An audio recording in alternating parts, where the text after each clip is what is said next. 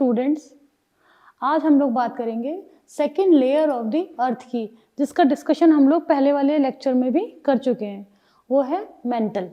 ये जो मेंटल होता है जस्ट क्रस्ट के नीचे होता है और लिथोस्फेयर के और हमारा एस्थेनोस्फेयर है उसके जस्ट नीचे होता है, या फिर मैं बोलूँ तो उसके मिडल में पाया जाता है। ओके, आओ आगे दिखाती हूँ उसकी पिक्चर। मेंटल देखो कितना ब्यूटीफुली ये दिख रहा है, और मेंटल कौन सा पोर्शन है, फिर इस डायग्राम को प्रॉपरली मैं आपको डिस्क्राइब करती हूँ। ये जो ब्लू ब्लू दिख रहा है ये है आपका ओशनिक प्लेट। ओशनिक प्लेट मतलब ये वाला पोर्शन, ये है कॉन्टिनेंटल प्लेट। दोनों ही प्लेट कौन से हैं, इनको क्रस्ट के नाम से हम लोग जानते हैं। ये होता है बेसाल्टिक और ये होता है ग्रेनाइट वाली, ठीक है। फिर नेक्स्ट है इसमें रिजिड आउटर। ये रिजिड आउटर है, देखो इसमें है येलो कलर और इसमें है रेड कलर। येलो ये ऑरेंजिश, ये जो है ना ऑरेंजिश, ये है हमारा मेंटल। अपर लेयर है जो मेंटल की, वो इसमें इन्होंने शो की हुई है। ये दोनों ही लेयर्स हैं, ये वाला ये एस्थेनोस्फेयर हमारा ये रहा। अभी हम लोगों ने लास्ट वाले स्लाइड में बात की थी एस्थेनोस्फेयर की। एस्थेनोस्फेयर ये रहा बेटा, है इसके ऊपर लिथोस्फेयर ये रहा। जस्ट इसके नीचे हमारा क्या है, first layer of the mental, जिसको हम लोग अपर मेंटल के नाम से भी जानते हैं। अब जो रेड रेड है वो है हमारा लोअर मेंटल। इसको हम जो कन्वेक्शनल करंट हैं सबसे ज़्यादा, देखो आपको राउंड राउंड कुछ दिख रहा है, ये क्या है, कन्वेक्शनल करंट। कन्वेक्शनल करंट वो करंट होती हैं जो हमारे अर्थ के इंटीरियर में मिलते हैं और जिनकी वजह से हमारे प्लेट टेक्टोनिक की जो मूवमेंट होती है वो सबसे ज़्यादा होती है। और ये क्यों जनरेट होते हैं इसको हम लोग नेक्स्ट वाले स्लाइड में डिस्कस या फिर नेक्स्ट वाले लेक्चर में डिस्कस करेंगे। कन्वेक्शनल करंट क्या होते हैं, इनका ये मेंटल में ही जनरेट क्यों होते हैं, इनका क्या मेरिट है, क्या इनका डिमेरिट है, ये किस तरीके से इनकी फंक्शनिंग क्या है, ये सब कुछ हम लोग अपने नेक्स्ट वाले लेक्चर में डिस्कस करेंगे। फिर अब देखो येलो वाला जो पार्ट है ये है आउटर कोर। फिर नेक्स्ट है इसका आपका इनर कोर, जिसके बारे में अभी हम लोग रुककर बात करेंगे, ठीक है। मेंटल, अभी मेंटल की ही बात हो रही थी। मेंटल क्या है, पॉइंट टू रिमेंबर। जब हमने मेंटल के बारे में बहुत कुछ जान लिया, समझ लिया, तो उसको हमें अपने माइंड में रिकॉलिंग के लिए रखना भी है, तो उसके कुछ मेजर पावर पॉइंट्स रखेंगे। पहला पावर पॉइंट क्या है हमारा, second layer of the Earth है ये, ठीक है। फिर है इसका डिवाइडेड इनटू टू पार्ट्स। पहला है हमारा अपर मेंटल, फिर दूसरा है हमारा लोअर मेंटल। जो अपर मेंटल है वो किसके नियर है, वो है हमारा क्रस्ट का जो फॉर्मेशन है लिथोस्फेयर वो, और कन्वेक्शनल करंट जहाँ पे सर्कुलेट होती हैं, जिनका फॉर्मेशन या फिर फाउंड होती हैं, वो है हमारा एस्थेनोस्फेयर, ठीक है। अब आती है कोर की बारी, जो उसमें येलोइश पार्ट था। अब कोर के बारे में हम लोग थोड़ा सा पढ़ेंगे, क्योंकि जस्ट मेंटल के नीचे आपको जो हमारा लोअर मेंटल है उसके नीचे कोर लोकेटेड होता है। कोर क्या है, third layer of the earth. इसमें भी टू पार्ट्स होते हैं, एक होता है इनर कोर और दूसरा होता है आउटर कोर। जो इनर कोर होता है वो काफ़ी सॉलिड पार्ट में होता है, और जो आउटर कोर है नहीं, जो लिक्विड पार्ट में होता है, या फिर बोलूँ तो मेल्टन पार्ट में मिलता है, या फिर सेमी लिक्विड भी होता है वो। जो आउटर कोर है वो है प्रॉपरली सॉलिड, और इसका टेम्परेचर बहुत हाई होता है और हाई प्रेशर होता है।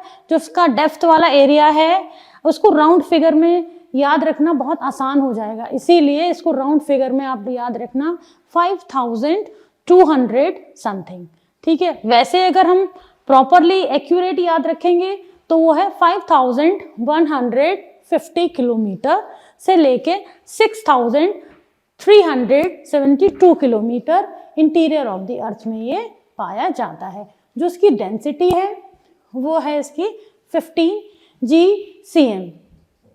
अब आती है बारी इनर कोर की। इनर कोर है वो जस्ट इसके नीचे है। जब इसके नाम से ही मालूम पड़ रहा है, इनर मतलब सबसे इंटीरियर में मिलने वाला कोर, या फिर सबसे इंटरनल पार्ट अर्थ का, उसको इनर कोर के नाम से भी जाना जाता है। ये कैसा होता है? सेमी लिक्विड होता है ये, इसीलिए से मेल्टन इन स्टेज। ये कुछ लावा, आपने लावा मैग्मा टीवी में, वीडियोस में, फोन्स में देखा ही होगा कि लावा ना तो प्रॉपरली सॉलिड होता है ना प्रॉपरली लिक्विड होता है। ये कुछ इसी फॉर्म में मिलता है इनर कोर। ठीक है, जो इसकी डेप्थ होती है, जो आउटर कोर की डेप्थ होती है उसके जस्ट नीचे होता है। मतलब 5150 से लेके आगे इंटीरियर में जितना भी डेप्थ का जो लास्ट पॉइंट है वहां तक ये प्रॉपरली मिलता है।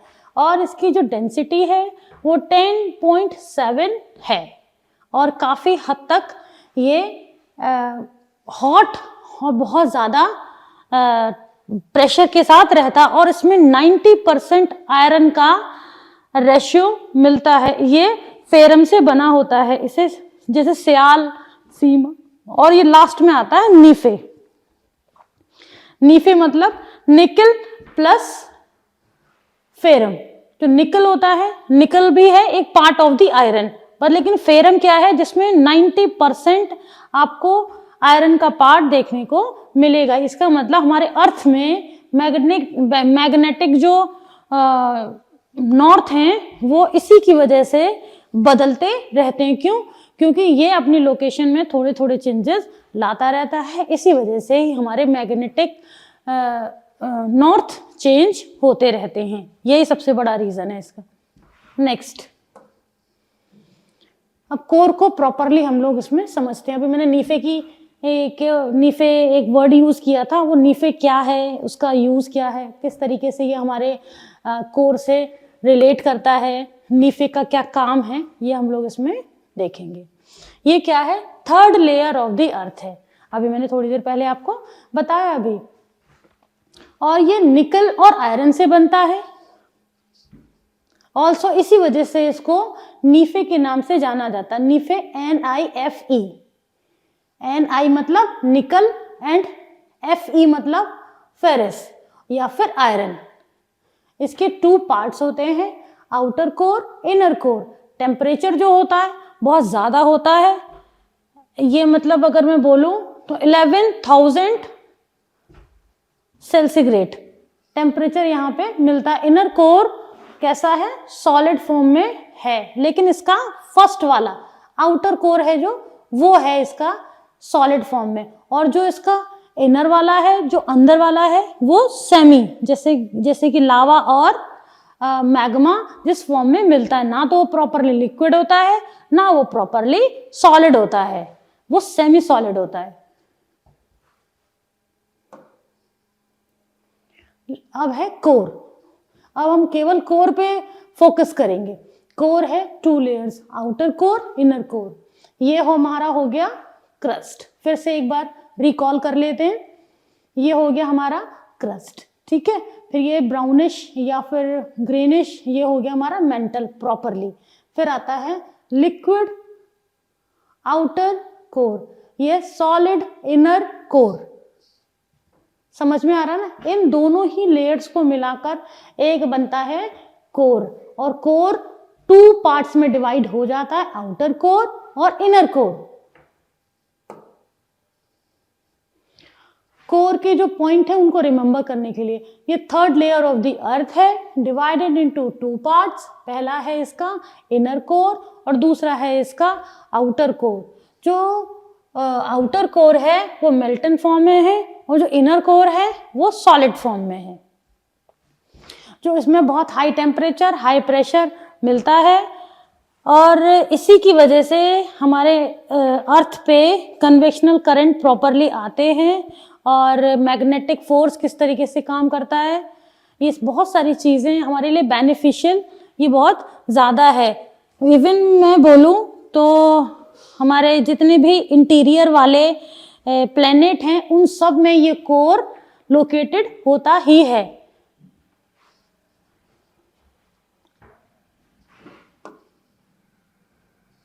चलिए अब बारी है इस चीज को एक साथ समराइज करने की।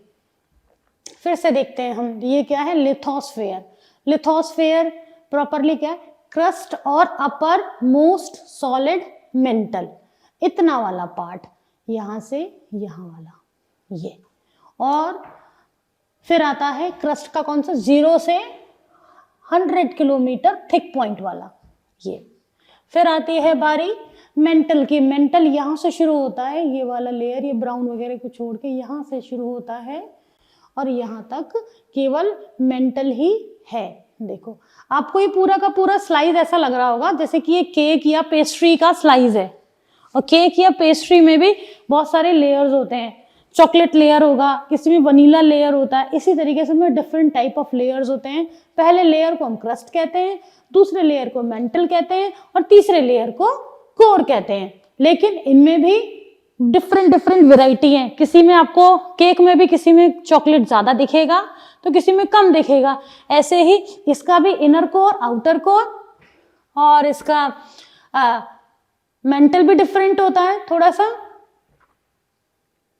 चलिए बताते हैं, एस्थेनोस्फेयर। एस्थेनोस्फेयर वही वाला पार्ट है जिसे मैंने वीक जोन के नाम से बोला है या फिर सबडक्शन जोन के नाम से बोला है। ठीक है, ये रहा मेंटल और इधर भी है मेंटल। और अगर हम इसका वर्टिकल तरीके से कट करके देखेंगे तो ये ऐसा दिखेगा, और जब हम इसे हॉरिजॉन्टली कट करके देखेंगे तो ये ऐसा दिखेगा। आउटर कोर, जो आउटर कोर है और जो इनर कोर है वो टोटल है 2900 किलोमीटर से लेके यहाँ 6358 किलोमीटर तक मिलता है प्रॉपर। ये ब्राउनिश, ये ब्लैकिश, ये वाला जो पोर्शन है बेटा, ये लिक्विड है, ये सॉलिड है। फिर नेक्स्ट उसमें इसी में ही आता है, इसे आउटर कोर कहा जाता है, इसको इनर कोर कहा जाता है। ये रहा मेंटल।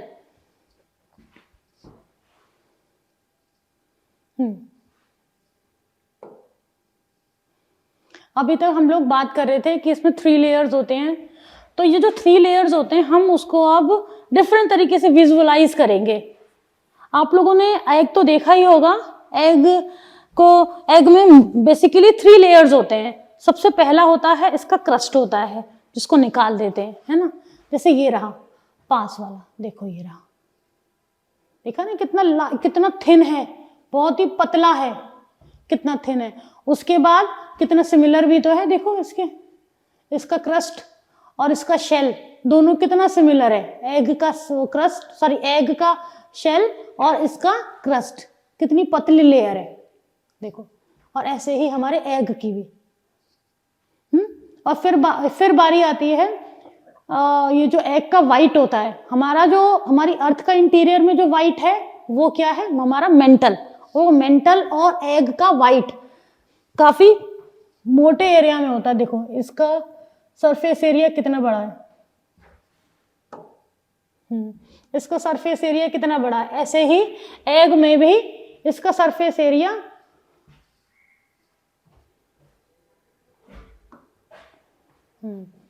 इसमें भी सरफेस एरिया कितना बड़ा है। अब बारी आती है, मेंटल हो गया और इसका क्रस्ट हो गया, इसका शेल हो गया और एग वाइट हो गया। अब आती है योक की बात। योक मतलब हमारा कोर और इसका येलो पार्ट, और येलो पार्ट और हमारा कोर सेम बिल्कुल एक जैसा है। इसका भी ये इंटीरियर ऑफ द अर्थ है, ये इंटीरियर ऑफ द एग है। Shell crust, egg white mantle, egg yolk मतलब कोर। इस तरीके से हमें अपने अर्थ के लेयर्स को लर्न करने में या फिर उसको रिकॉल करने में बहुत ज्यादा आसानी हो जाएगी। ठीक है बेटा। नेक्स्ट है हमारा असाइनमेंट्स। अब असाइनमेंट में आपको मैं एक ऐसा स्ट्रक्चर आपको बना के लेके आना है जिसमें कि आपको अर्थ के इंटीरियर के बारे में प्रॉपरली सारे लेयर्स और उन लेयर्स की कितनी थिकनेस है, क्या उसका डेंसिटी है, उसमें कितना टेम्परेचर मिलता है और वो उसकी डेप्थ क्या है, इस तरीके से प्रॉपरली बना के पूरा एक टेबल बना के लेके आना है। ठीक है। और जो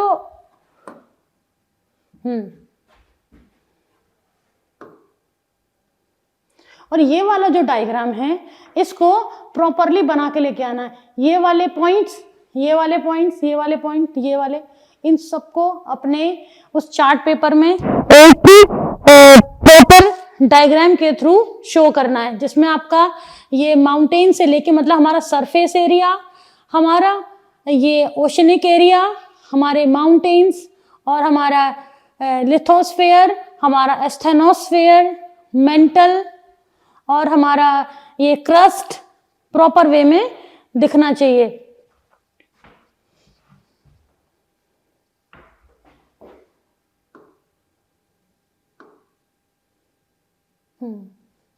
आप चाहो तो उसको बॉल की तरह भी शेप में बना सकते हो, जैसे कि एक वाटरमेलन होता है, वाटरमेलन में भी कुछ अगर उसमें नाइफ से अलग सा कट लगा के इस तरीके की लेयर्स में भी शो कर सकते हैं, और प्रॉपरली मैं आप लोगों को डिस्प्ले में दिखाऊंगी भी।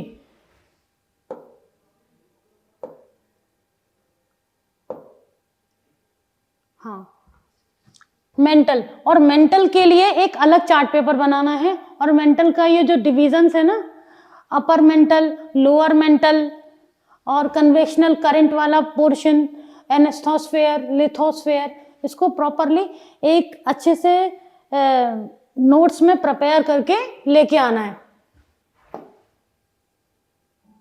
अपर मेंटल का ये वाला भी डायग्राम प्रॉपरली बनाया जा सकता है। जो लोअर मेंटल है, अपर मेंटल में 2 पार्ट्स हो गए, लिथोस्फेयर और एस्थेनोस्फेयर, ये इसको अलग उसमें बनाना है। अब है लोअर मेंटल। लोअर मेंटल क्या है? मेल्टन पार्ट है या फिर मेल्टन स्टेज है, लेकिन थिकनेस क्या है इसकी?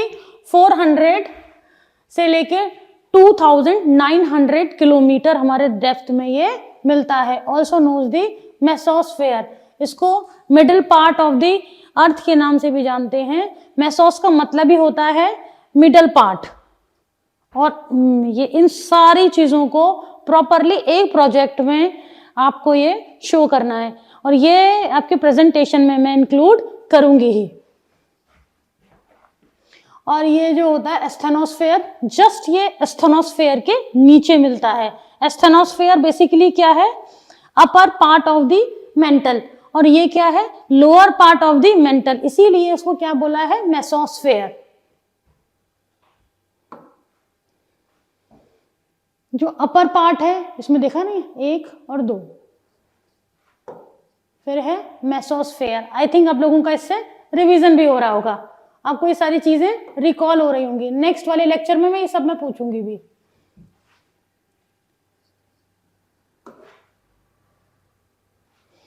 क्रस्ट, अब थोड़ा सा क्रस्ट को भी रिकॉल कर लेते हैं। जो क्रस्ट था, क्रस्ट के जो पॉइंट हैं उनको रिमेंबर करते हैं। ये क्या है? आउटर मोस्ट लेयर है, जो उसके सब डिविजन्स किसमें किए गए हैं?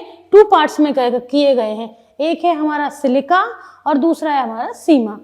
जो हमारा सियाल है, सियाल मतलब SI को रिवाइज करते हैं। ये रहा, देखो कहाँ गया, 1 मिनट।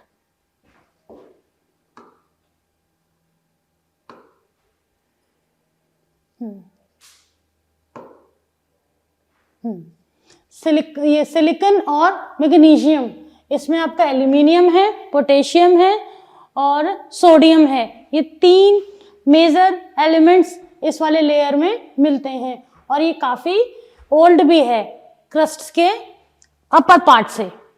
ठीक है,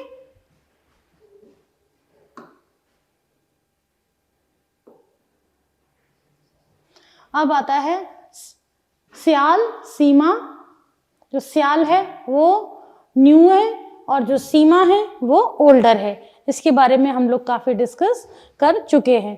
ठीक है, इसका डेप्थ है वो 40 किलोमीटर है। इसके नीचे वाला जो है वो सारा सीमा का है। सीमा 2 पार्ट से मिलकर बना है। सीमा 2 पार्ट से, ये रहा ना, सिलिकन और MA मतलब मैग्नीशियम। अब इसको देखते हैं, 2 layers of the crust, oceanic crust और इसमें कॉन्टिनेंटल क्रस्ट। जो ओशनिक क्रस्ट है उसको सियाल कहा जाता है, जो कॉन्टिनेंटल क्रस्ट है उसको सीमा कहा जाता है।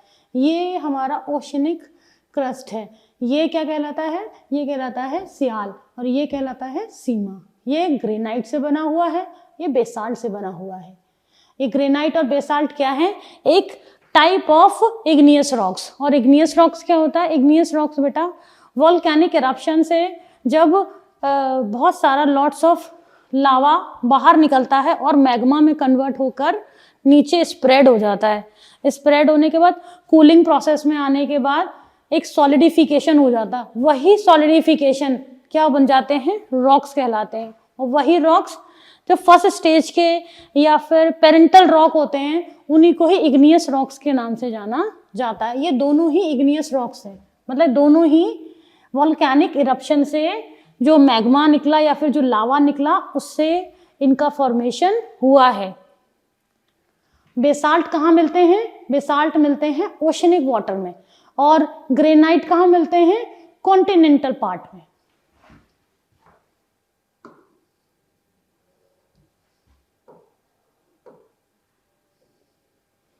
क्रस्ट के पॉइंट, चलो इसका रिवीजन कर लेते हैं। आउटर मोस्ट लेयर, सब डिविजन्स हो रखे हैं, सियाल और सीमा।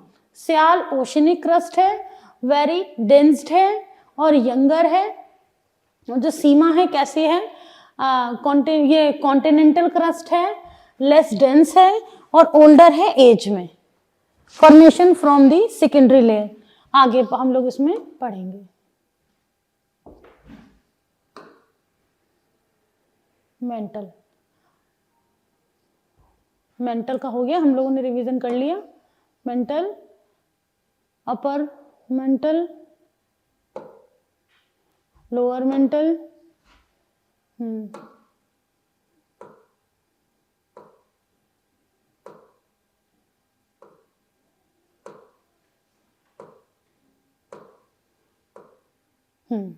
असाइनमेंट।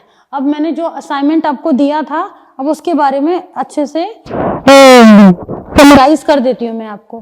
क्या है, आपको क्या प्रिपेयर करना आपको summary table of the 3 layers of the earth.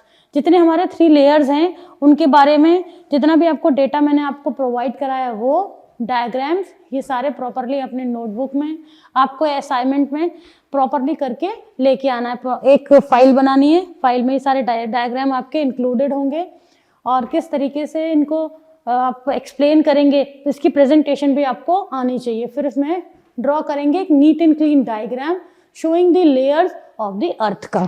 चाहे तो आप इसमें कोई मॉडल भी बना सकते हैं, आप इसमें चार्ट पेपर में भी शो कर सकते हैं, आप इसमें फाइल भी बना सकते हैं, as a wish. But properly एक असाइनमेंट होना चाहिए ऐसा जिससे आप अपनी प्रेजेंटेशन दे सकें और लेयर ऑफ द अर्थ या फिर interior of the earth properly आपके माइंड में आ सके और इसका कुछ आउटपुट निकल के आए। इंटीरियर ऑफ द अर्थ का जो लेक्चर था आज वो कंप्लीट हो गया है, जिसमें प्रॉपरली 3 लेयर्स के बारे में मैंने बता दिया है। अगर कोई प्रॉब्लम हो तो आप मेरे से आके क्लास में पूछ सकते हैं। ओके।